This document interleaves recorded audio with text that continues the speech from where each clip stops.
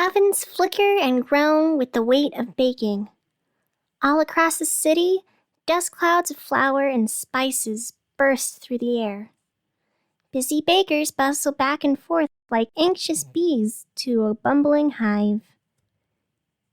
The wonderful smells of creations waft as we all wait with hungry eyes. It's that special time of day, and here we are, eagerly awaiting the bounty to come.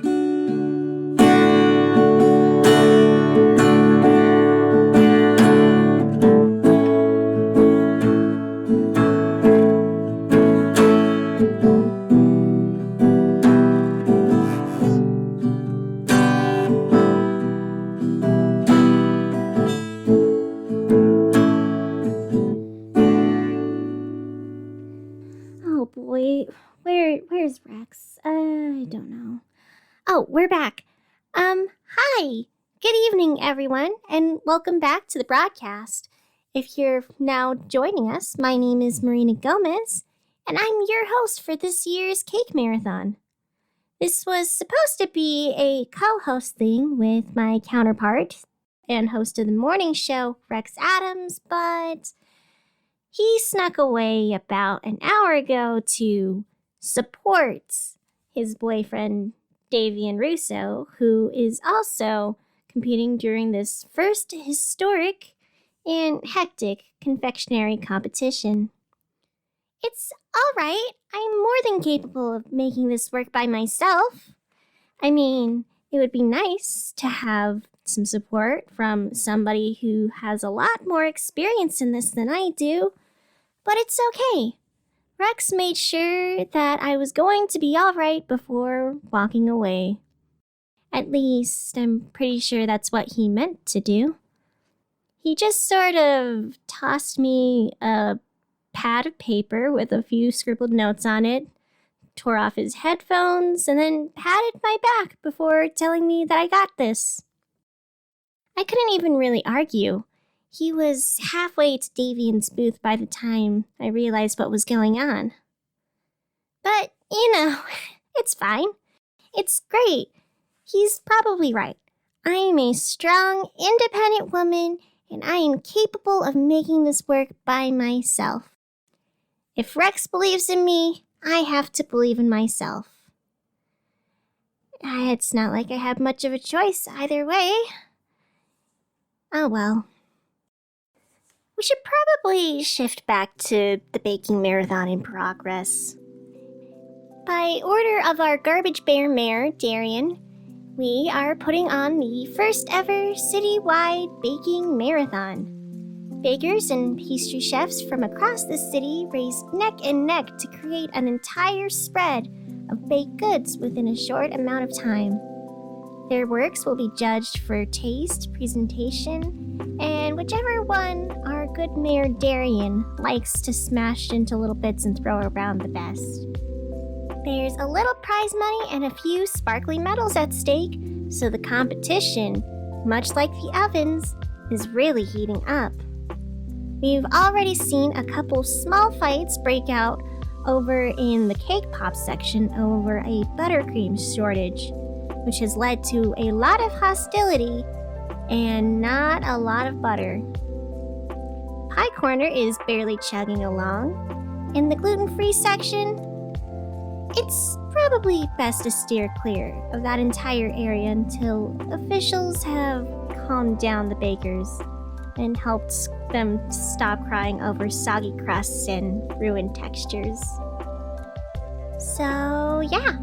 Overall, it's been incredibly messy and hectic. It seems that every section is falling apart one way or another, and yet the bakers are still going strong. Despite setbacks, struggles, or anything else, we still persist. And I think that's one of the greatest strengths we have seen here in the city. Life hits us with a million different things, and we keep going in spite of it all. Anyways, the cupcakes are surprisingly doing okay. They're being pulled out of the oven and lined up. We'll come back once it's frosting time, but for now, let's take a quick look at the activities happening in our community this week. Monday is Foster a Pet Day at the city's animal shelter in partnership with the Puppy Orphanage. Citizens are encouraged and welcome to come play with the animals, hang out, and maybe find a new best friend. Overall, the purpose of this is to give some much-needed love to all the cats, dogs, fish, rabbits, danger noodles, and all other friendly creatures searching for a new home. For details on this and more, stop by the animal shelter or check out their website. It's bound to be a delightful time for all. Tuesday, the staff of Hobby Lobby is staging a coup over current management and corporate abuse. Workers will sharpen dowel rods into pitchforks and stakes with X-Acto knives and raise revolutionary banners decorated with felt pens and glitter glue. All day long, the store will be a mess of stickers and fake flowers as the old regime burns with all the live, laugh, love signs.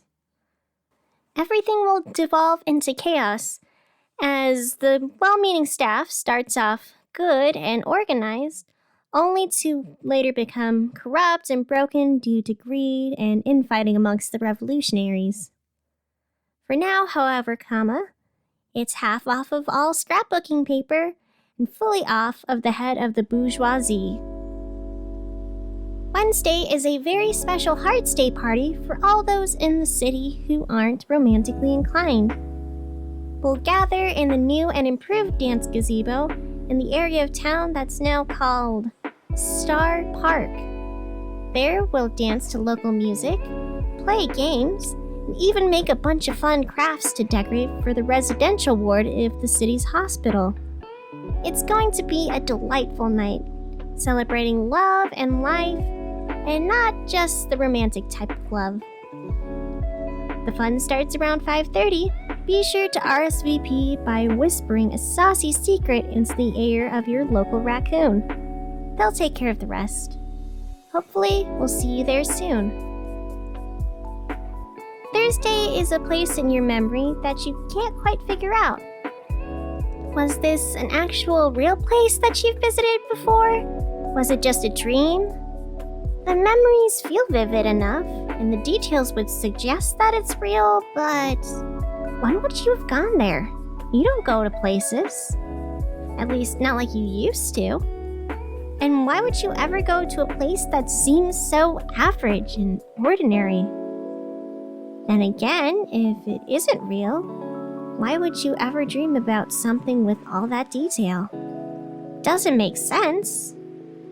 Like something is off, but you're not quite sure what. And finally, Friday kicks off Music Fest.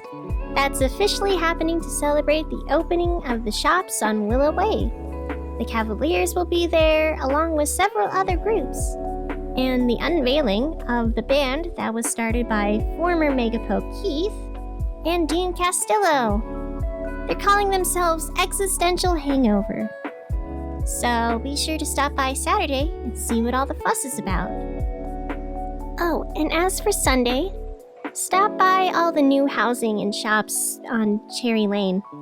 There's this massive blank wall there, and old friend of the station, Michelle Michaels, will be painting a mural.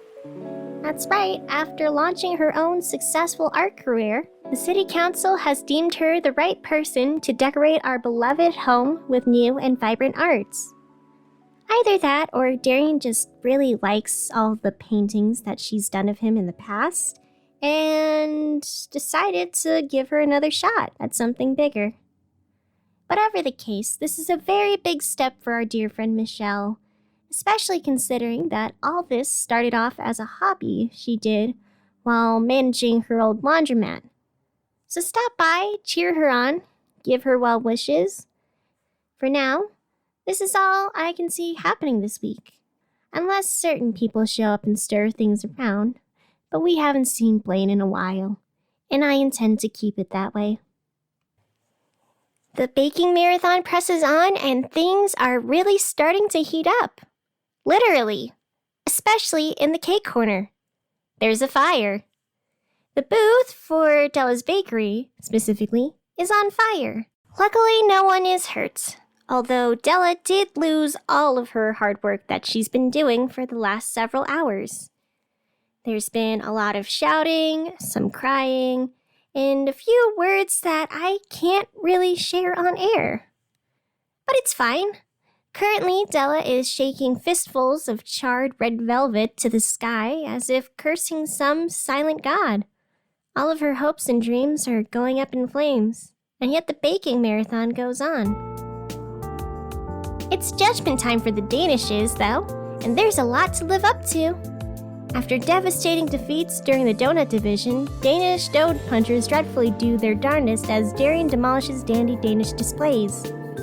One by one, samples of puff pastry are squished in his tiny paws and, Darian has thrown his Danish into the air.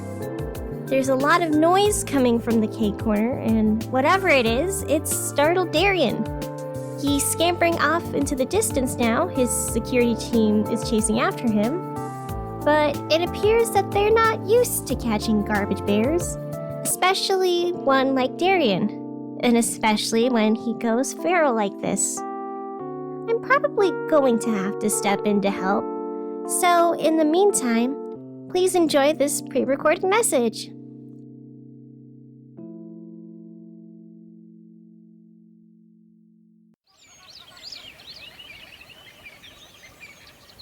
I like to go walking in nature sometimes.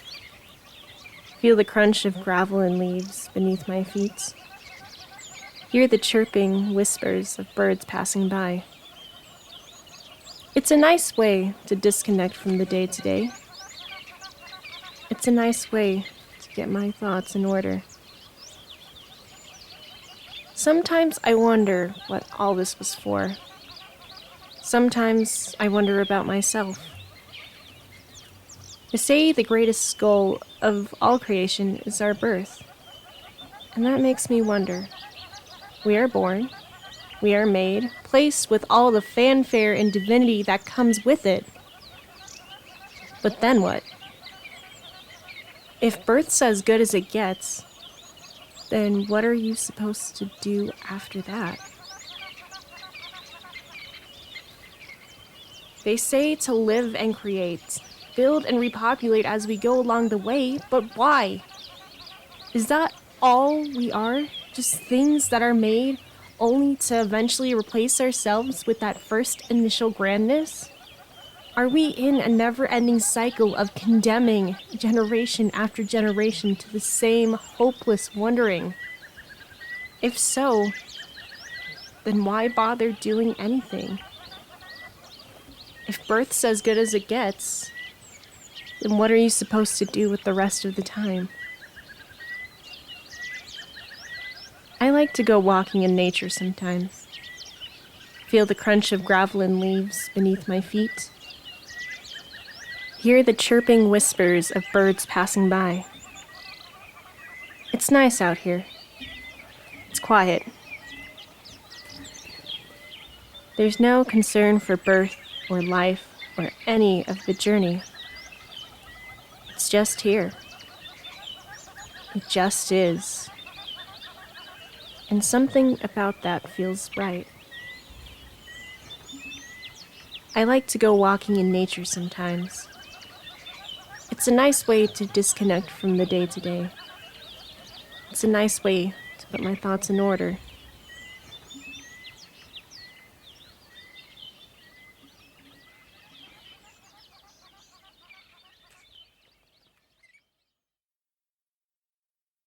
Okay, so Darian is caught, the fire is put out, and everything is great.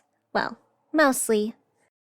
If you haven't been able to tell, things have been a little super chaotic at the first annual City Baking Marathon.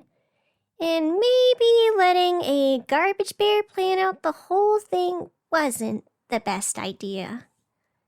And also, I'm not entirely sure it's safe for raccoons to eat the amount of flour and sugar that Darian has. I mean, he's currently throwing up in the corner, which is bad because the cake judgment is coming up real soon, and, well, We need someone to judge it. You know, assuming we get to that point at all. The noise from earlier was Della tracking down one Ingrid Thomas, who accidentally lit Della's entire display on fire in a sad attempt to help with the cake making. Della screamed before launching into a fury and tackled Ingrid to the ground.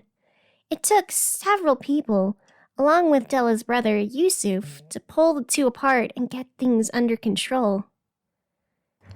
This has snowballed into a never-ending, unfolding mess of chaos that has consumed the entirety of the cake corner. It's a mess over here, so for now, we're going to be taking a little break from the marathon to get things settled and to hopefully get people to stop trying to hit each other with fondants. Della's having an opportunity to rebake her cakes for her team. Others are fixing the errors in their crafts. Everyone is calming down, and Rex is lovingly feeding Davy and Russo strawberries while curled up on his lap. Rex! Hey, hi, hello, remember me? We have a job to do, Rex. Look, that's super sweet that you are having a lovely moment, but at the same time, we're kind of broadcasting, bud. So, I don't know, but could you, get a statement from one of the other contestants or something? You know, do a little journalism? There's a lot going on, and it would really help with the broadcast if you would... Nope, they're just making out and sliding away to the corner of Davian's booth, wrapped around each other in all the romantic ways that I'm sure are sweet and lovely if you're into that type of thing. Sadly for all of us, I'm not. Okay, this is fine. This is okay. As the only non-distracted host here, it's up to me to keep things running as best I can. I can do this. I have to do this. Otherwise, what's the point? Nobody gets a radio production, and nobody gets to hear anything, and it's my job. People like it when I do my job. Okay. I guess we push forward and do something else. Luckily for us, Mike's gathered a few notes from people here at the baking marathon. So why don't we read through a few of them together?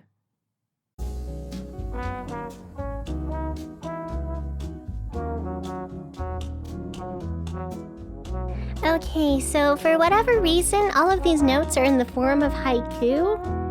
I don't know what you did, Mike, but okay.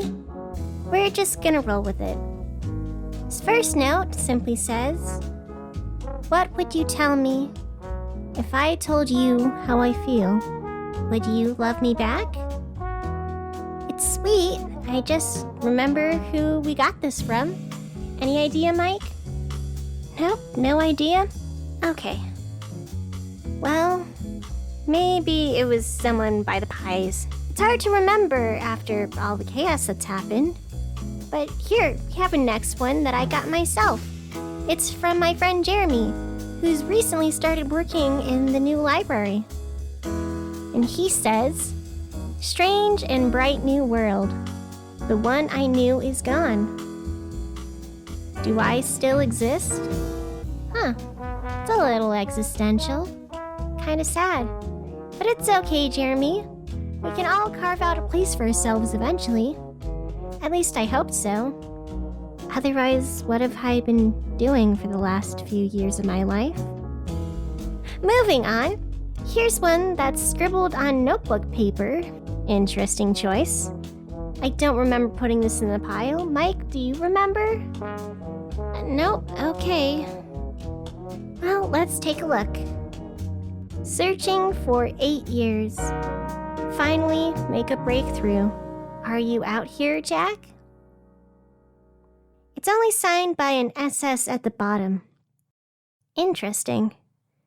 You know, if my old producer Blaine was here, I'm sure they'd snatch this paper from my hands and spiral into some sort of deep dive about it.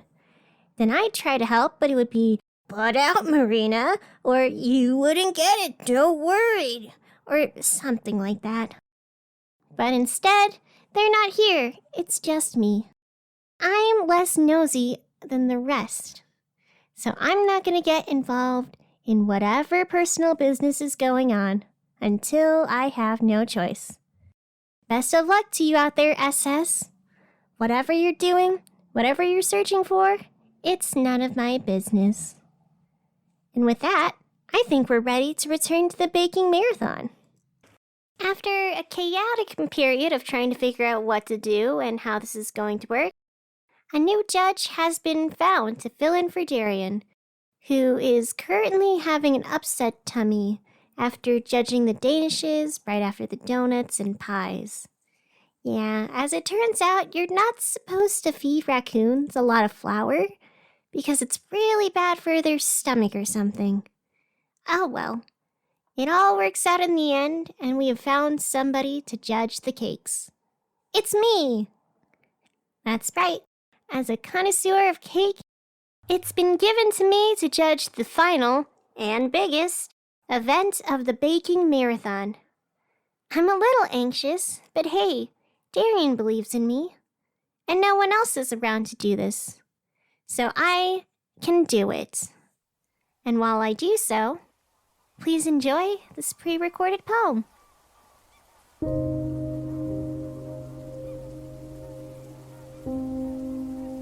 The train rolls across a rusted track.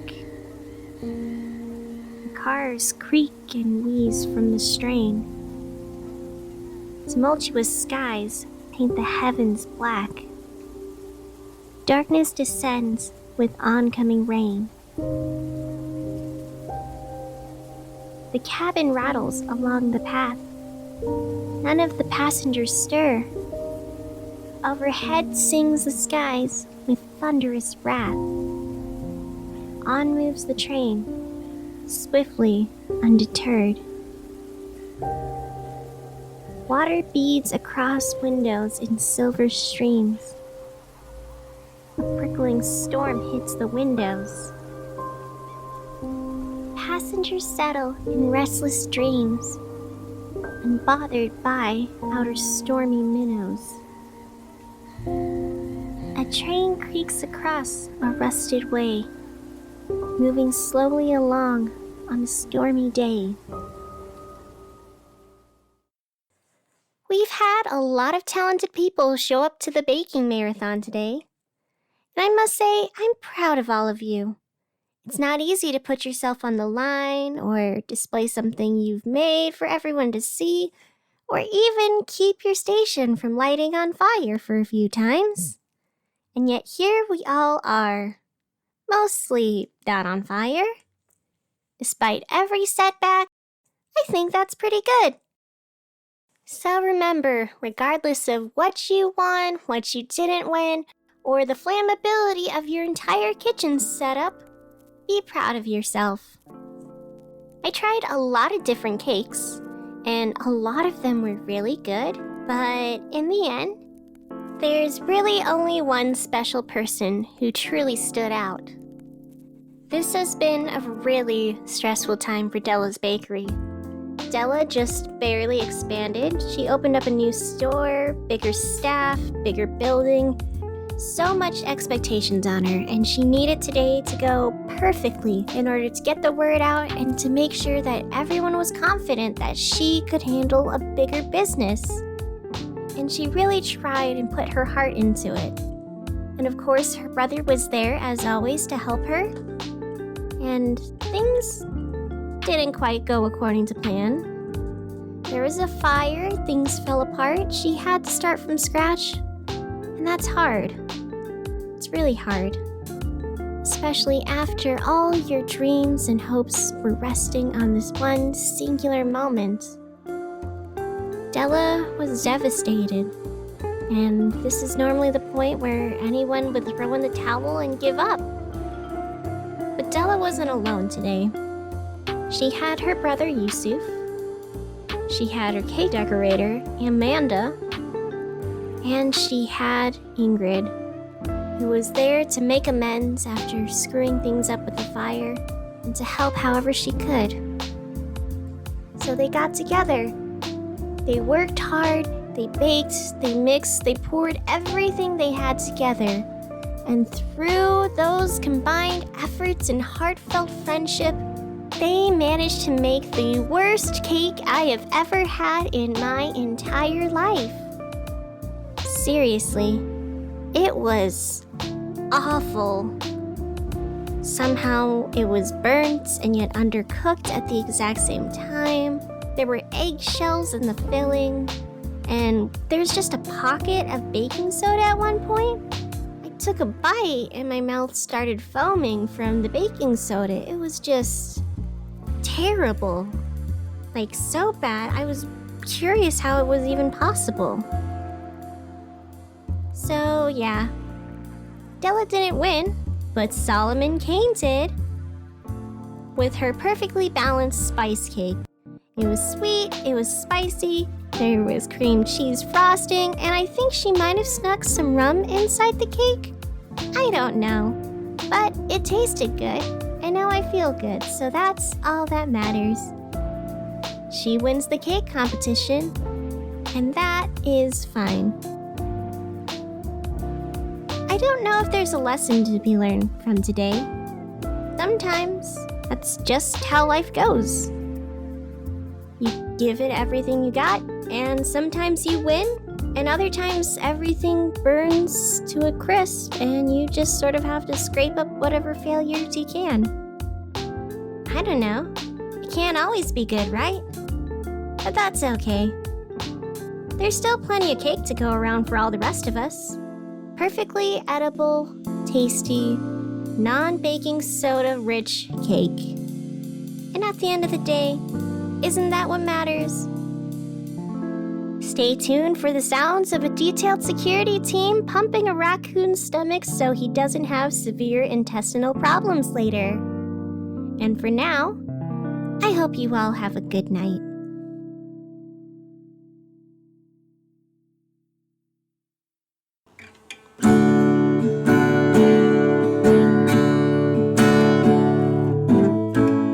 Dream Girl City is a production by N.J. Schulze. It was written, produced, and acted by N.J. Schulze. The poems featured for today are A Ride on a Stormy Day and Thoughts on a Walk, both by N.J. Schulze. Have a question, have a comment, have a poem you'd like to hear on the podcast? Email this and more to DreamGirlCityRadio@gmail.com. Want to help out? Please consider donating to our ACAST support feature on Anchor, or simply rate and review us wherever you get our podcasts. We grow by word of mouth, and anything you say helps us to expand our message. Check us out on Instagram, TikTok, Tumblr, and Facebook for more information about the show. Thank you so much for all the support and all the well wishes that have been going on. Until next time, just remember, when you change your view, you get something new.